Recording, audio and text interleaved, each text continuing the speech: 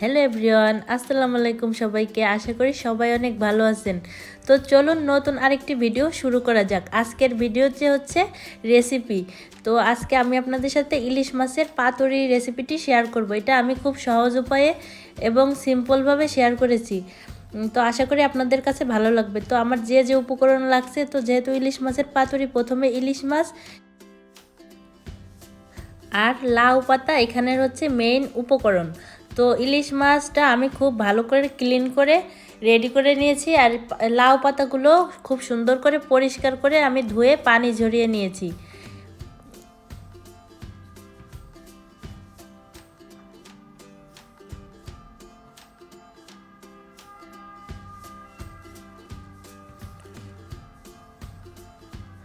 তো এখন চলে যাচ্ছি পরবর্তী স্টেপে।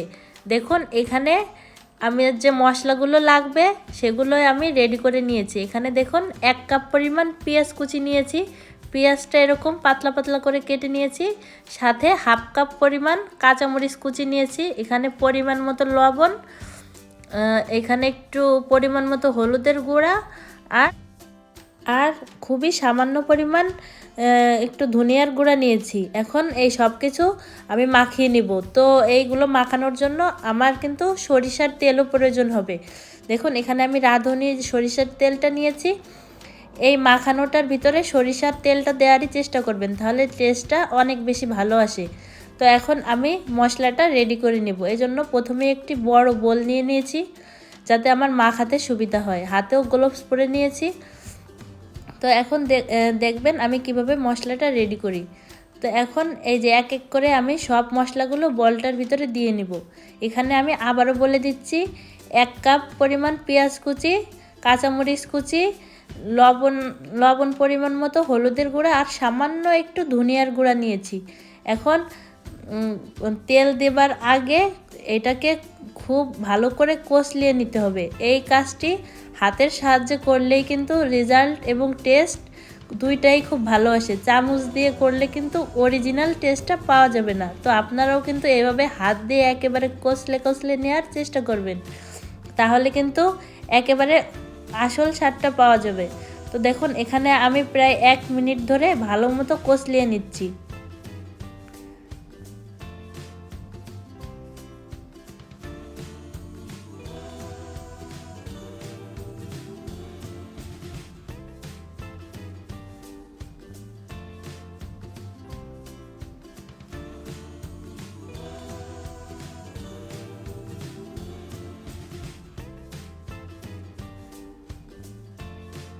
দেখুন এটাকে আমি ভালো মতো কষলে নিয়েছি।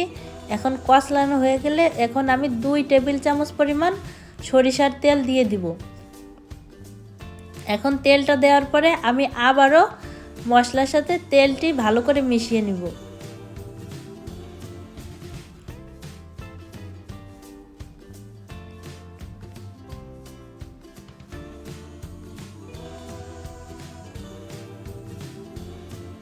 আমার মেশানো হয়ে গিয়েছে। এখন এই যে আগে থেকে ধুয়ে কেটে রাখা ইলিশ মাছগুলো আমি এক এক করে মশলার ভিতরে দিয়ে দিব।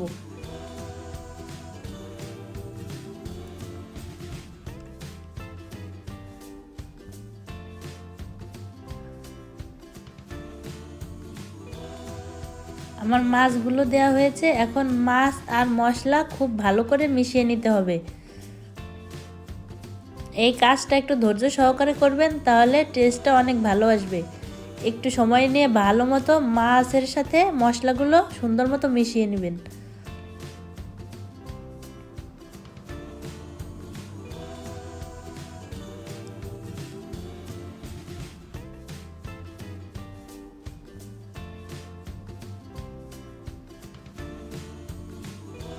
আমার মশলা মেশানো শেষ।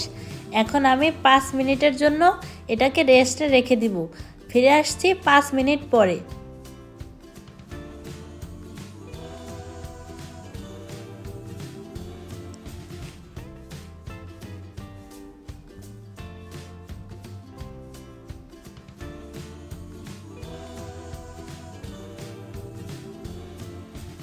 তো 5 মিনিট পরে আমি আবারও চলে আসছি।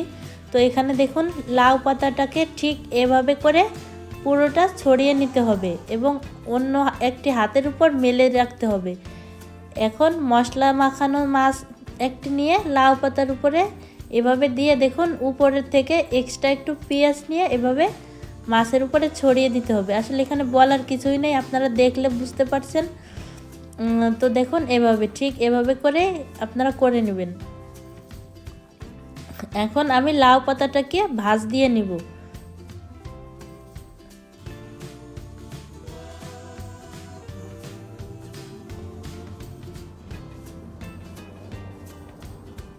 এই যে দেখুন আমার একটি পাতুরি কিন্তু একেবারে রেডি।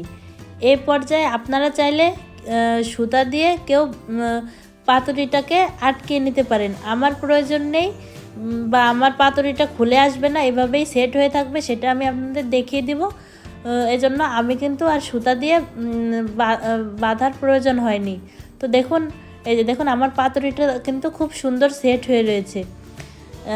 যদি আপনাদেরগুলো এরকম না থাকে তাহলে এই পর্যায়ে আপনারা সুতা দিয়ে ভালো করে আটকে নিতে পারেন। তো একইভাবে আমি আরেকটি আপনাদের করে দেখাচ্ছি। দেখুন প্রথমে মাছটি এরকম মাঝখানে দেওয়ার পরে ওখান থেকে একটু এক্সট্রা মশলা এবং পেঁয়াজ মরিচগুলো এভাবে ছড়িয়ে দিতে হবে। এখন আগের মতো করে আবারও আমি চারপাশ থেকে পাতাগুলো এনে সুন্দর মতো আটকিয়ে দিব।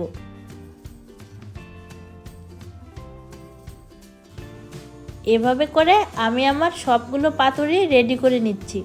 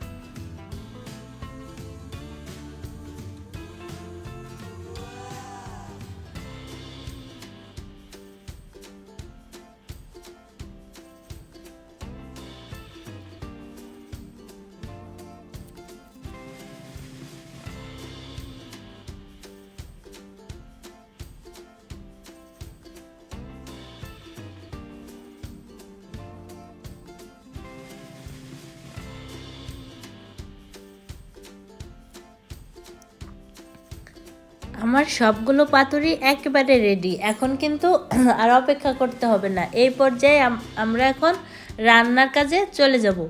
তো চলুন রান্না করা যাক। তো এখন পাতুরিগুলো রেডি করার জন্য আমি প্রথমেই একটি ফ্রাই প্যানে সামান্য পরিমাণ তেল দিয়ে নিয়েছি। এখানে অনেক তেল দেওয়ার প্রয়োজন নেই, একটু পরিমাণ মতো দিয়ে নিলেই হবে। আর হচ্ছে আপনারা যে ফ্রাই প্যানটিতে ভাজবেন সেটি অবশ্যই একটু মোটা বা হেভি টাইপের নেওয়ার চেষ্টা করবেন। যদি পাতলা হয় তাহলে কিন্তু পাতুরিটা সুন্দর হবে না এবং খুব দ্রুত লেগে যাবে এবং ভিতরের মাছগুলো সিদ্ধ হবে না। তো এখানে আমি বেশ মোটা একটা ফ্রাই প্যান নিয়েছি। আপনারাও যদি এই রেসিপিটা ট্রাই করেন তাহলে অবশ্যই প্যানটি একটু হেভি নেওয়ার চেষ্টা করবেন, না হলে কিন্তু পাতুরিগুলো সুন্দর শেপ হবে না, ছিঁড়ে যাবে আর সুন্দর খেতেও অনেক মজা হবে না। তো এখন তেলটি গরম হয়ে আসছে, আমি এক এক করে পাতুরিগুলো আমার ফ্রাই প্যানে দিয়ে দেব। আরেকটি কথা খুবই খেয়াল রাখতে হবে, সেটা হচ্ছে চুলার জালটা হচ্ছে একদমই নিভুনো জালে রাখতে হবে। কোনোভাবেই অনেক বেশি জাল দেওয়া যাবে না বা জোরে গ্যাস চালানো যাবে না। চুলার জালটা খুবই অল্প ফ্লেমে রেখে পাতুরিটা ভেজে নিতে হবে। তো এখানে আমি সবগুলো পাতুরি দিয়ে নিয়েছি। এখন আমি 5 মিনিটের জন্য ঢাকনা দিয়ে ঢেকে অপেক্ষা করব। তো আমি আপনাদের 5 মিনিট পরে দেখাচ্ছি। এই যে দেখুন, এখন 5 মিনিট অপেক্ষা করা হয়ে গিয়েছে। আমি এই দেখুন পাতুরিগুলো উল্টিয়ে দিব। তো দেখতেই পাচ্ছেন আমার চুলার জালটা কিন্তু খুবই কম আঁচে দেওয়া। তো এখন আমি পাতুরিগুলো এক এক করে উল্টিয়ে নিব।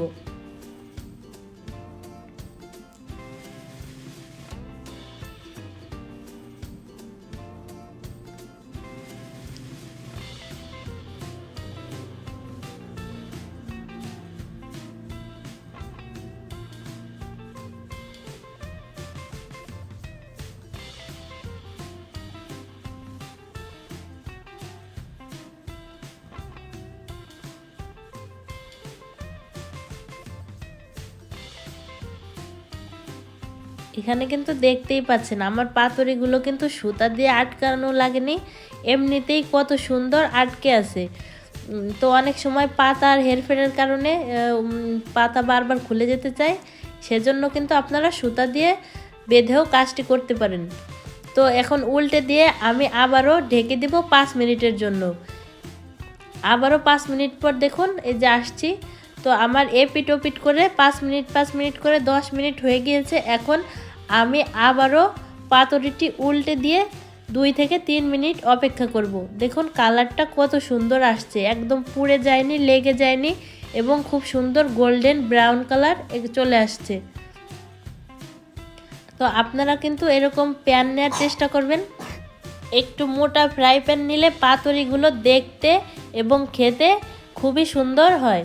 তো দেখতেই পাচ্ছেন আমার পাতুরিগুলো কতটা সুন্দর হয়েছে এবং কালারগুলো যা হয়েছে আপনারা তো দেখতেই পাচ্ছেন। এখনই সেই লেভেলের লোভ লাগতেছে, আজকে সবাইকে লোভ লাগিয়ে দিব। তো যাই হোক, দেখুন উল্টে দিয়ে আমি আবারও 3 মিনিটের জন্য ঢেকে দিয়েছি। তো দেখুন আমার পাতুরিগুলো একেবারে রেডি, একেবারে গোল্ডেন ব্রাউন কালার হয়েছে। এই পর্যায়ে এখন আমি একটি একটি করে তুলে নিব এবং ফাইনাল লুকটি আপনাদের সাথে শেয়ার করব। এই পাতুরি একেবারে ধোয়া ওঠা সাদা ভাত দিয়ে খেতে সেই লেভেলের মজা, আপনারাও কিন্তু ট্রাই করতে পারেন।